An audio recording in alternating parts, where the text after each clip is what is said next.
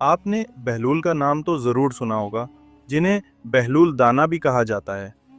یہ پانچویں عباسی خلیفہ ہارون الرشید کے زمانے میں ایک بہت ہی سمجھدار اور دنیا سے بے نیاز فقیر کے طور پر جانے جاتے تھے۔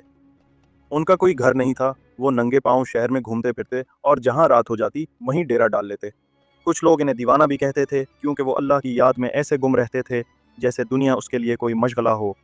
وہ بہت کم لوگوں سے بات کرتے تھے، لیکن جب کسی سے بات کرتے تو بہت حکمت اور سمجھداری کی باتیں کرتے تھے۔ دوستو، کوفہ میں پیدا ہونے والے بہلول کا اصل نام وہب بن عمر تھا اور وہ عرب کے بنو عامر قبیلے سے تعلق رکھتے تھے۔ ان کے والد امام جعفر صادق کے شاگرد تھے، لیکن بہلول نے ساتویں امام موسیٰ کاظم کی صحبت میں بھی وقت گزارا اور وہ ان کے چاہنے والوں میں سے تھے۔ جب خلیفہ ہارون الرشید نے ساتویں امام حضرت موسیٰ بن جعفر کو قید کیا تو ان کے ماننے والوں پر بھی ظلم و ستم شروع ہو گیا، تو کچھ لوگوں نے امام سے جیل میں ملاقات کر کے آگے کا راستہ پوچھا۔ امام نے جواب میں صرف ایک حرف جیم لکھ کر اپنے چاہنے والوں کو دیا۔ ہر شخص نے جیم کا مطلب اپنے حساب سے لیا۔ کچھ نے اسے جلاوطن ہونے کا اشارہ سمجھا اور کچھ نے اسے پہاڑوں میں چھپ جانے کا اشارہ سمجھا، لیکن بہلول نے اس کا مطلب یہ لیا کہ خود کو مجنون ظاہر کر دو۔ انہوں نے اپنی شاہی زندگی اور دولت چھوڑ دی، پھٹے پرانے کپڑے پہنے اور گلیوں میں نکل آئے۔ خلیفہ ہارون الرشید سے ان کی پہلی ملاقات 188 ہجری میں حج کے دوران کوفہ میں ہوئی۔ ہارون الرشید ان کی باتوں سے اتنا متاثر ہوئے کہ انہیں اپنے ساتھ بغداد لے آئے۔ اس کے بعد کچھ دلچسپ واقعات سناتے ہیں۔ ایک دن بہلول ایک دریا کے کنارے بیٹھے مٹی سے گھر بنا رہے تھے۔ ہارون الرشید کی ملکہ زبیدہ اپنے محل کی کھڑکی سے انہیں بڑے شوق سے دیکھ رہی تھیں۔ بہلول مٹی کا ایک ڈھیر بناتے اور پھر اسے خود ہی توڑ دیتے۔ ملکہ اپنی سہیلیوں کے ساتھ نیچے آئیں اور پوچھی، بہلول تم کیا کر رہے ہو؟ بہلول نے بے فکری سے کہا، جنت کے محل بنا رہا ہوں۔ ملکہ نے پوچھا، اگر کوئی یہ محل خریدنا چاہے تو بیچو گے؟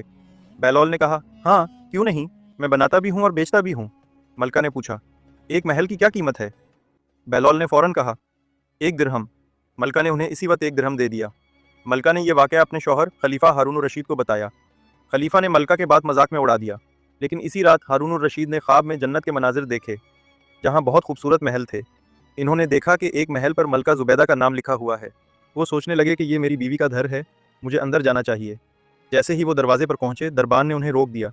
ہارون الرشید نے کہا، اس محل پر میری بیوی کا نام لکھا ہے، مجھے اندر جانے دو۔ دربان نے کہا، یہاں کا اصول مختلف ہے، جس کا نام ہوتا ہے صرف وہی اندر جا سکتا ہے، آپ کو اجازت نہیں ہے۔ جب دربان نے انہیں پیچھے ہٹایا تو ان کی آنکھ کھل گئی۔ انہیں احساس ہوا کہ اللہ نے بہلول کی دعا کو قبول کر لیا ہے۔ وہ ساری رات اس افسوس میں کروٹیں بدلتے رہے۔ اگلی شام وہ بہلول کو ڈھونڈتے ہوئے دریا کنارے پہنچے۔ بہلول اسی طرح مٹی کے محل بنا رہے تھے۔ ہارون الرشید نے پوچھا، کیا کر رہے ہو؟ بہلول نے کہا، جنت کے محل بنا رہا ہوں۔ ہارون الرشید نے پوچھا، بیچو گے؟ بہلول نے کہا، ہاں کیوں نہیں، میں بناتا بھی ہوں اور بیچتا بھی ہوں۔ ہارون الرشید نے پوچھا، ایک محل کی کیا قیمت ہے؟ بہلول نے جواب دیا، تمہاری پوری سلطنت۔ ہارون الرشید نے حیرت سے کہا، یہ کیا؟ کل تو تم 1 درہم میں دے رہے تھے اور آج پوری سلطنت مانگ رہے ہو؟ بہلول نے مسکرا کر جواب دیا، خلیفہ کل تم نے بن دیکھے معاملہ کہا تھا اور آج تم دیکھ کر آئے ہو۔ یہ سن کر خلیفہ ہارون الرشید گھٹنوں کے بل بہلول کے سامنے بیٹھ گئے اور کہنے لگے، حضرت آپ میری پوری سلطنت لے لیں لیکن مجھے ایک محل دے دیں۔ جب بہلول نے ان کی یہ حالت دیکھی تو کہا، میں تمہاری اس سلطنت کا کیا کروں؟